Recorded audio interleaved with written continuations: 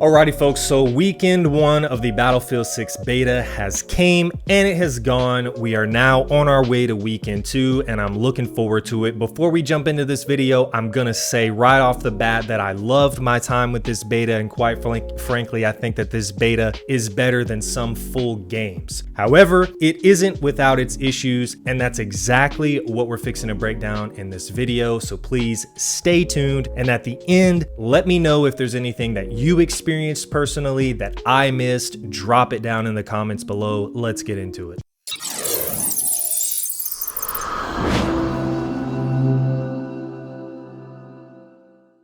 Alright, so point number 1 is the weapons. Now, the weapons in the game obviously do have different damage variables. They have different rates of fire, different bullet velocities, things like that. But there's just something about it, this tangible feeling about it, at least for me. They don't feel different enough. It doesn't feel like when I'm using an AR that I'm doing significantly more damage than when I'm using an SMG. I don't know if that's just me. It just doesn't feel like it is. There's not enough oomph. There's not enough identity to each different gun right now that makes me feel like I know that I'm using something better than what I was previously using. Even the sniper rifle, it's really only like a satisfying gun to use when you get a headshot. I mean, if you get like a torso shot with it, it's like 60 damage, you know, so it sounds great. The weapons, they sound really good. They look great. I love the aesthetic of the weapons. They feel good to shoot. I just want there to be a little bit more power behind a certain class of weapon when I'm shooting it so that I don't feel like they're all exactly the same. Now, maybe this was done on purpose for the beta so that everybody could try all the weapons that they gave us and not one of them would be like way overpowerful or the obvious gun to use, so we end up in like a Call of Duty meta type situation. But as the game progresses and when it comes out, I hope that there actually is a little bit more of a differentiation or an adjustment to the way that the gun feels, so that as you unlock those higher tier weapons, it does feel like when you're shooting an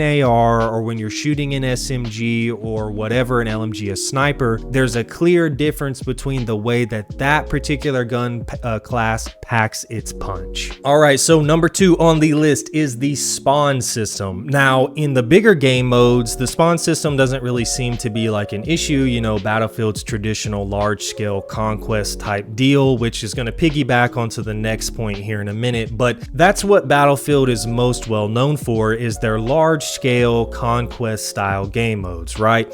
You got the infantry and the tanks and the helicopters and the jets, and that's just what they do best. It's an all-out war, large scale event. So when you start mixing in these smaller scale game modes, and don't get me wrong, I love the experience of small scale Battlefield. It's chaotic, there's explosions and tanks and boom boom, everything's falling around you. I love it, it's great. However, some of the spawns don't seem to really be working very well. Many times throughout the beta, I would either spawn right on top of an enemy or an enemy would spawn right on top of me. I would see it in the kill cam and it just made it feel like more of a Call of Duty multiplayer match sometimes than a Battlefield match. Now, this differs between the map and the game mode, which again, we're fixing to piggyback right into that because the next point ties in directly to this point. But the spawn points and the way that you spawn, unless you're spawning on a squad or at HQ, they seem to kind of be a little bit off. I'm thinking that some tweaking might need to be done there, because there were several occasions when I would spawn and would barely be able to make it out of my spawn. I'd be alive for maybe 10 or 15 seconds and I would just get shot from somebody who had spawned next to me or spawned behind me or whatever the case may be. So it wasn't game breaking, but it did make me feel like I was kind of playing like shipment in COD in some cases. But this is all fixing to piggyback right into point number 3, which is the maps and game modes. So we've already gone over the fact that Battlefield's bread and butter is the large scale conquest type game modes. It's what we've all fell in love with, you know, on and on. Over time, they've introduced like the smaller scale stuff, different things, you know. Now they've got like the close quarters weapon lock thing, and they still have their close quarters domination and stuff like that. But some of the maps and some of the game modes that I noticed in the beta, they don't really mesh well together for me. This is all just my personal opinion. Again, you may feel differently. That's totally fine. An example that I found myself not really enjoying a lot over and over was, I think it was,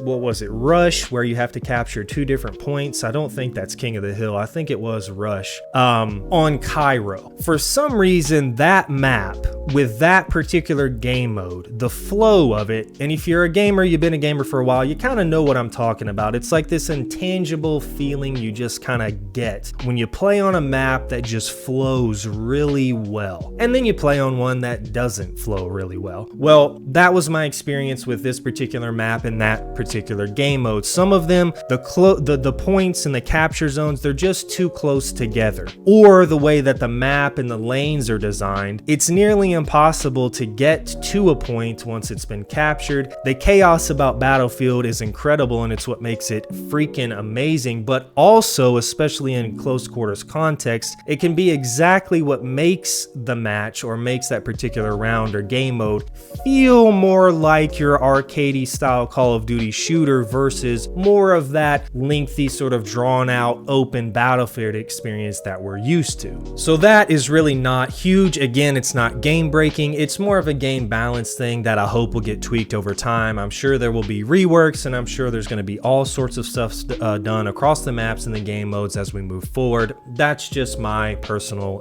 experience, in my opinion. So moving on to point number 4, the settings. The settings are a little wonky, a little confusing.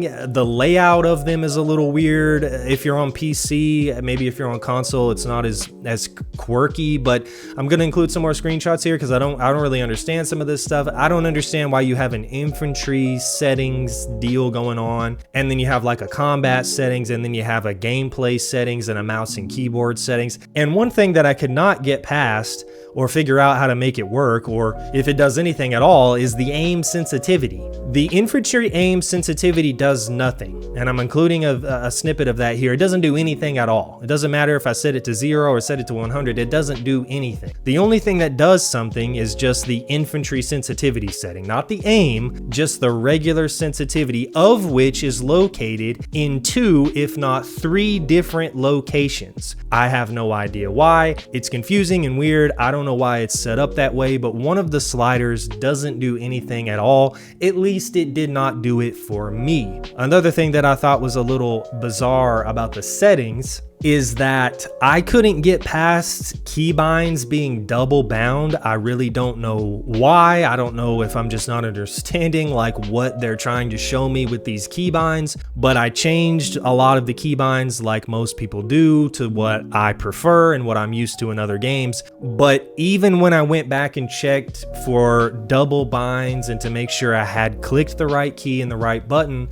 I still had numerous double bound keys that in the settings window did not show a double bind. So I have no idea what I'm missing here, if that's just a bug or whatnot, but I found that kind of annoying and frustrating to get around because I really wanted to use the keys that I was comfortable with and had used in similar shooters, but I had to sacrifice the fact that I knew if I used one of those keys, I was also going to slide at the same time, or I was going to throw a grenade. So I'm not really sure what that's about. Maybe that was just me. I don't know. All right, point number 5. And if anyone has watched me play Warzone, or if you are just a Warzone player yourself, or have really watched anyone play Warzone, this is going to probably be the most broken record you've ever heard. The footstep audio. Now, it is a Battlefield game, okay? I'm fully aware of that. I get it. It's a Battlefield game. But the footstep audio on enemy soldiers is practically non-existent. I know everybody has different headsets and there's different audio equalizers and there's this and there's that, and I get it, but even in the midst of a battle, I will give Battlefield some grace for the close quarters maps where everybody's really close together and there's constant non-stop action. I love it. It's amazing, but you're not ever going to hear anyone run up behind you. Ever. I cannot tell you how many times when I was playing the beta, I would have a guy just run right past me. He might not see me. He might not have even known I was there. I never heard him. We never heard each other. we're just jogging alongside of each other. The footstep audio, for some reason, I don't know what it is about footstep audio in games and balancing it with every other audio channel in the game, but the footstep audio in this game, it definitely needs some work. The enemy footsteps they're just not registering enough. That was my experience. Maybe for you, your headset picked it up, your equalizer picked it up. Leave me some tips for any of these issues. Maybe I can resolve them. All right, this next one, point number 6, has been a big point of controversy, which is the TTK. Now, guys and gals, if you played the Battlefield beta, you know the TTK is high, okay? It's high, it's fast. You die very fast in this game. I mean, really fast. If you're used to Call of Duty, it might not feel that fast. You know, it didn't really bother me that much, but it's definitely noticeable how quickly you die. It's quick. So I don't know if that's something that'll be tweaked or not. I don't know if it will transition to something different across game modes. I'm sure that if enough people complain about it online, which a lot of people have been talking about it online, something might happen. It's very fast.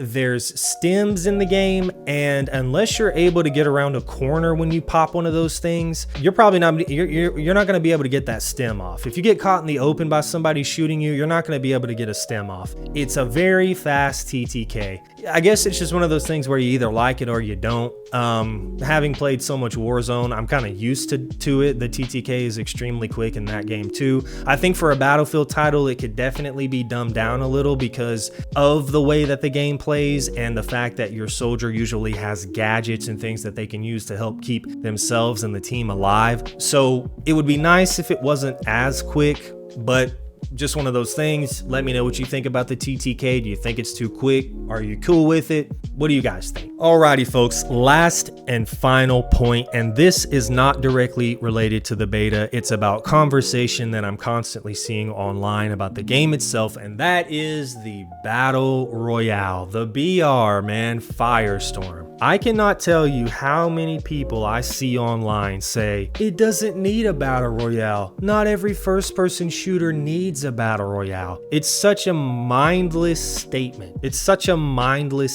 And here's why. You may not think that Battlefield needs a Battle Royale, and I would not disagree with you. It doesn't need one, okay? No game needs one, and not every game has one. There are plenty of games out there that are just strictly 5v5, whatever, multiplayer, without a Battle Royale. Go play them. You do not have to play the Battle Royale. But this is what everyone that says that is missing. There is no other direct competitor to Call of Duty. Battlefield is the only game that exists, that has ever existed, that has been on par with the level of AAA shooter content that Call of Duty provides. There is no other competitor.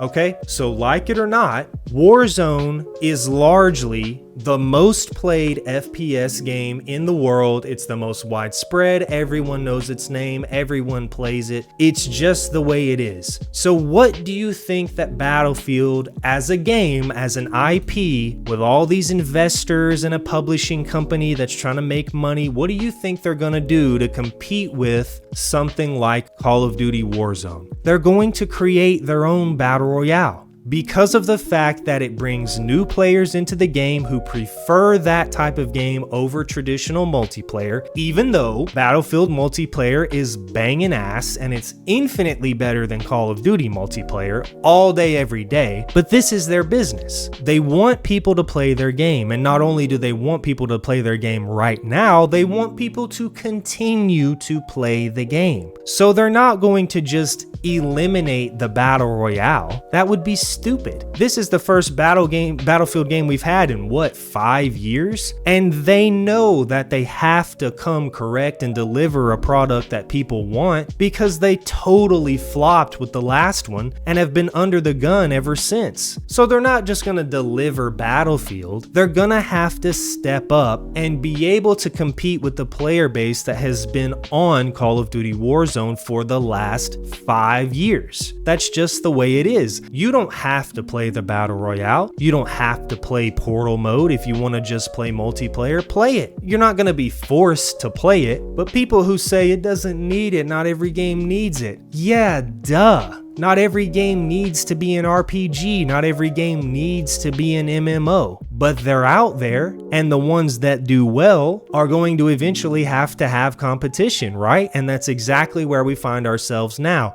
Firestorm is bringing a new element to the Battle Royale Battlefield experience, hopefully done extremely well in their own unique way, and it's providing longevity to the base game and giving something that the player base that's on Call of Duty right now can transition to, can bounce back and forth between depending on how they feel, so that we have more experiences provided to us to play. That's it. That's what it's all about. So if you don't want to play it, don't. Nobody's forcing you to. But to say that the game doesn't need it and that we need to get away from it, it's just stupid. It's an uneducated way to think about the way that the business is approaching the game, how they're going to keep people on the game long term, how they're going to make money. It's just stupid. It's stupid. That's like people saying that Counter-Strike doesn't need Valorant and Valorant doesn't need Counter-Strike. Well, yeah, no shit. But because those two games exist, it's created competition in the marketplace where everybody gets a little flavor of that and a little flavor of this, and they both have to make themselves